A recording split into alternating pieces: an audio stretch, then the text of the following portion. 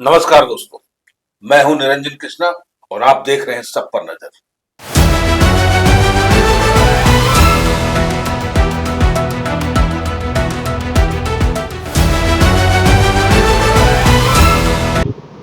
अब जनता से एक सवाल पूछना है, इस महापौर चुनाव में क्या कोई लालच का मुद्दा छुपा हुआ है? जो जनता को प्रलोभन दिया जा रहा है, लालच का बौछार दिया जा रहा है, क्या इस 30 साल के दरमियान में लालच का एक भी कड़ी काम आया? या जो वादे किए गए वो कितना निभाया गया? उस वादे नहीं निभाने के पीछे कितना बड़ा स्कैम हुआ, आज ही उसका खुलासा होने वाला है।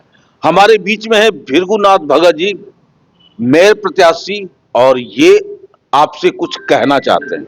आइए जरा भृगुनाथ भगत जी से मिलते हैं। भृगुनाथ जी, जनता से आपकी क्या अपेक्षा और जनता से आप क्या सवाल पूछना चाह रहे हैं?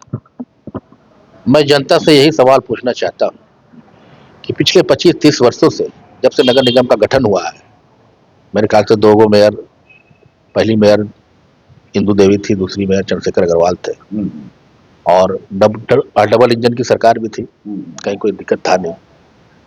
तो आज भी जनता विकास के लिए क्यों तरस रही है? आखिर वह 500 करोड़ रुपया जो प्रत्येक वर्ष आता है, यानी कि 5 सालों में कम से कम 2,500 करोड़ रुपया हुआ, आखिर वो पैसे कहाँ खर्च हुए? जो विकास की गाथा अपने आप को जनता को सुना रहे हैं कि हमने विकास किया है, हमने विकास, क्या विकास हुआ है? जनता तो पूछ रही है। ना पानी मिल रहा है, ना अच्छी सड़कें हैं, ना स्ट्रीट लाइट है, आधा जलता तो आधा बुता हुआ है, पूरा कमीशन खोरी हुआ, मतलब भ्रष्टाचार हुआ है, पानी शुद्ध पेयजल नहीं मिल पा रहा है, सफाई की व्यवस्था आप देख लीजिए, कचड़ों का अंबार है हर वार्ड में, हर पंचायत, हर वार्ड में, हर गली में। ना ब्लीचिंग पाउडर का छिड़काव होता है, ना फॉगिंग मशीन चलता है, ना सही समय पर नियमित समय से कचड़ा का उठाव हो पा रहा है। तो जनता पूरी तरह से परेशान है। कि इससे अच्छा, जनता तो कहती थी इससे अच्छा तो पहले नगर पालिका ही था, छोटा छोटा वार्ड था, उसमें कहते नियमित रूप से सफाई हुआ करता था और वहां के काउंसिलर काफी एक्टिव हुआ करते थे। लेकिन जब से नगर निगम बना है और इतना इतना पैसा आता है, वो आखिर पैसा जाता कहाँ है? ये बहुत बड़ा सवाल है। जनता इसलिए पूछ रही है कि इतना इतना पैसा जो नगर निगम में आता है, वो पैसा खर्च कहाँ हुआ, इसका हिसाब किताब कौन देगा? जनता ही पूछ रही है, बार बार तमाम मेयर से पूछ रही है। जो लोग कह रहे हैं कि विकास हुआ है, विकास हुआ, तो विकास बताए ना कहाँ हुआ है। आज भी पोल्यूशन का समस्या देख लीजिए, लोग हवा में जहर ले रहे हैं, सांस का कितना प्रॉब्लम हो गया, स्वास्थ्य में कोई काम नहीं हो रहा, शिक्षा में कोई काम नहीं हुआ। तो जनता बार बार सवाल कर रही है और मैं भी यही पूछना चाहता हूं कि जनता को तो हिसाब मांगना चाहिए ना 2,500 करोड़ का, कि 2,500 करोड़ का बंदरबाट कहाँ हुआ है? ये सवाल है जनता का, और निश्चित रूप से जनता को पूछना भी चाहिए। जो निवर्तमान मेयर थे उनसे जरूर सवाल करना चाहिए कि 2,500 करोड़ रुपया का आप किस किस मद में खर्च किया करते थे, वह जनता को हिसाब देना चाहिए। वो सिर्फ कहते कि 8 लाइन में काम हुआ, 8 लाइन में, 8 लाइन किसके लिए काम हुआ है? प्रतिदिन एक्सीडेंट हो रहा है, 8 लाइन में क्या स्थिति, आप देख लीजिए कितना एक्सीडेंट हो रहा है वहां पर। सौंदर्यीकरण हुआ है धनबाद का? कुछ नहीं हुआ, कहीं कुछ नहीं हुआ। आपका श्मशान बना है, शमशान घाट बना, जाके देखिए आप, शमशान घाट जाके स्थिति देख लीजिए, कितना नारकीय स्थिति है।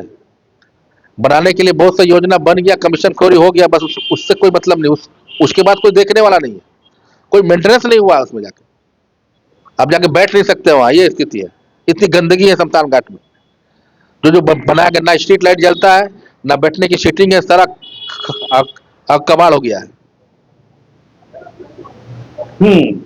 अगर भृगुनाथ जी को मेयर बनना है, अगर बन जाते हैं, तो उस कंडीशन में आप क्या करेंगे? क्योंकि फिर जनता फिर आपसे ही यही सवाल करेगी। जी, निश्चित रूप से अगर जनता के प्रति आप ईमानदार है, वफादार है, आप में इच्छा शक्ति है, सेवा की भावना है, तो निश्चित रूप से आप जनता के प्रति ईमानदार रहिएगा। कार्य बने, कार्य योजना बने, लेकिन उसका मेंटेनेंस भी होना चाहिए, रख रखाव भी होना चाहिए, रख रखाव की जिम्मेदारी भी तय होनी चाहिए। वैसे अफसरों को जो योजना बनाते हैं, योजना में वो अटैच होना चाहिए कि इसका मेंटेनेंस भी समय समय पर होता रहना चाहिए। जो कॉन्ट्रैक्टर काम कर रहा है उसमें वह कॉस्ट भी जोड़ देना चाहिए मेंटेनेंस का, कि हाँ आपको बाद में मेंटेनेंस भी इतने 5 सालों 10 साल 20 सालों तक करना है, वो कॉस्ट उसमें जोड़ा रहना चाहिए, तभी वो हो पाएगा। मॉनिटरिंग सिस्टम होनी चाहिए, जो भी योजना धरातल पर उतर रहा है उसमें मॉनिटरिंग होनी चाहिए, समय समय पर इंजीनियर का औचक निरीक्षण होना चाहिए, मेयर भी खुद जाकर औचक निरीक्षण करे, पार्षद भी खुद जाए देखे कि क्या काम हो रहा है, पैसा का कहीं दुरुपयोग तो नहीं हो रहा, कहीं ज्यादा कमीशनखोरी तो नहीं हो रहा, भ्रष्टाचारी तो नहीं हो रहा। जनता के गाड़ी कमाई का पैसा है, इस पैसे से खिलवाड़ नहीं होना चाहिए। जनता का पैसा सही उपयोग में होना चाहिए और जनता के उपयोग में होना ही चाहिए, जनता के लाभ के लिए होना चाहिए। हम राजनीति कर रहे हैं, हम लोग सेवा के लिए कर रहे हैं। यहाँ तो लोग बड़े बड़े उतर आए कारपोरेट घराने के लोग इन्वेस्टर के रूप में, 10 करोड़ अभी देखिए कितना हवा बहेगा, कितना पैसे खर्च करेंगे ये लोग, प्रलोभन देंगे जनता को, खरीदने का काम करेंगे, भोली भाली जनता को गुमराह करेंगे, करोड़ों रुपया खर्च करेंगे और वह करोड़ रुपया खर्च एक तरह से इन्वेस्टर के रूप में रहेगा। इन्वेस्ट करते हैं वो लोग नगर निगम क्षेत्रों में मेयर बनने के लिए, इन्वेस्ट करेंगे 10 करोड़ 20 करोड़ खर्च करके और उससे 500 करोड़ 1000 रुपया कमाने के लिए रहे, कमाएंगे इसी से। तो आपने देखा कि मेन मुद्दा जो है यहाँ महापौर का जीत नहीं है, यहाँ जो 2,500 करोड़ रुपया है उस पे टारगेटेड है और उसके चलते यहाँ पे बड़े बड़े कॉरपोरेट लोग एंट्री किए हुए हैं ताकि हम वो पैसा कमा पाए, बंदर बांट कर पाए। मकसद सिर्फ एक ही है, यहाँ पे जनता का भला नहीं चाहिए, वो अपने भलाई के लिए सारा काम कर रहे हैं। लेकिन कुछ महापौर ऐसे भी हैं जो जनता के लिए सोच रहे हैं और कुछ में भृगुनाथ भगत जी भी है जो लगातार जनता की सेवा में उपलब्ध है, चाहे महापौर बने या ना बने, उससे पहले भी ये सेवा में थे। लेकिन अब इनके पास जो सवाल है उसका जवाब क्या जनता देगी? क्या बंदर बांट हो रहा है तो उसको कौन रोकेगा? क्या वापस हम वैसे ही प्रत्याशी को चुन लें या दिग्भ्रमित होकर के वही बटन दबा दें? ये भी बड़ा अजीब सवाल है। जनता से अब सवाल है कि वो किसे चुने। तो जाते जाते भृगुनाथ जी, आप जनता को क्या संदेश देना चाहेंगे? मैं जनता से यही संदेश देना चाहता हूं कि आप अपने भाई को, अपने सेवक को चुने तो 24 घंटा जनता की सेवा में लगे रहते हैं, जिनका बैकग्राउंड छात्र जीवन से राजनीति में रहा हो, जिसका बैकग्राउंड राजनीतिक क्षेत्र से रहा हो, जो हमेशा जनता के बीच रहे हैं, जनता के सुख दुख के लिए सड़कों पर उतरे हैं, आंदोलन किए हैं पानी बिजली सड़क के लिए और धनबाद की सौंदर्यीकरण के लिए, जिनका सोच हो विजन हो, वैसे व्यक्ति को चुने जो आपका साथी के रूप में हो, आपका हमदर्द हो, आपके साथ खड़ा रहने वाला व्यक्ति हो, वैसे व्यक्ति को चुने, ना कि वैसे लोगों को चुने जो कभी सेवा किए ही नहीं है। लॉकडाउन में कभी वो लोग दिखाई नहीं दिए, कोई सेवा नहीं है, लोग मर रहे थे, कोई दिखाई नहीं दिया कि हाँ मैं सेवा करूं जनता के लिए। जनता की स्थिति खराब है, जनता मर रही है, इलाज नहीं हो पा रहा है, स्वास्थ्य की गंभीर समस्या है, तो वैसे लोगों को ना चुने, वैसे लोगों को चुने जो आपके बीच रहने वाला हो, जो आपकी जो सेवा के ध्येय से राजनीति में आया हुआ है और बरसों से आपके बीच रहा हो और एक विजन लेके चल रहा हो कि समय मिलेगा, चाहे महापौर बने, चाहे विधायक बने, सांसद बने, और जनता के लिए हमेशा ईमानदारी से काम करे, वैसे व्यक्ति को चुने। बहुत बहुत धन्यवाद आपका।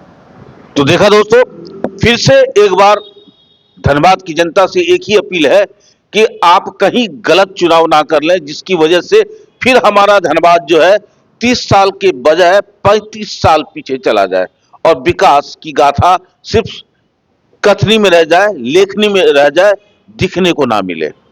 आप देख रहे हैं सब पर नजर। धन्यवाद।